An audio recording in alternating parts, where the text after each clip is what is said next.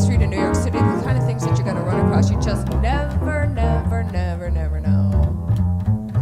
And if you spend any time of substance in New York City, walking along the various streets of this great city that we live in, you are sure to run into something that catches you completely by surprise. I'm not talking about naked cowboys, no. I'm talking about a man sitting in a garbage can as if it was a lawn chair. I'm talking about the biggest guy you ever saw in your life walking the tiniest dog you ever saw. That's the kind of thing that I'm talking about.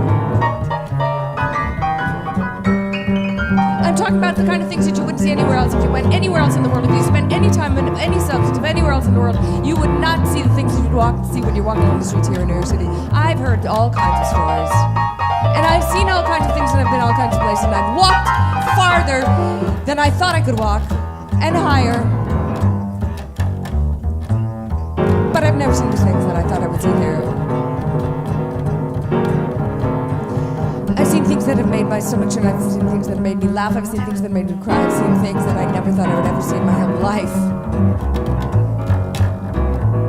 And I think the stories that I've heard when I've been there walking the streets of New York City, everybody's walking around the streets, there's crazy stuff in New York City, you never know. When you're walking, the kinds of things that you're going to run into, which you really can't even begin to imagine. How are you going to react? How are you going to react?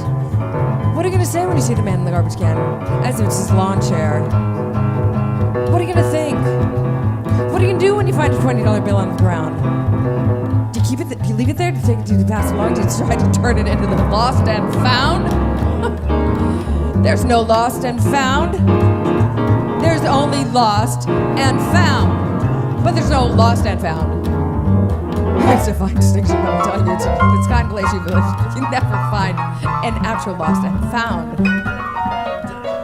So what do you do if you find a $20 bill? I mean, maybe you don't really need it and you just leave it there because someone else who needs it will find it. Or maybe someone who doesn't need it will take it, who doesn't need it more than you don't need it. Maybe the person who lost will come back and try to find it, and then what are you going to do? You have their money now. Maybe you should give it to that guy, the guy who's sitting in the garbage can like he's a lawn chair. Maybe you should use it to buy a bus ticket to go somewhere else so you can see what's happening in another part of the world. All I know is you never know what you're going to see when you go walking on the streets of New York City, I can tell you that much.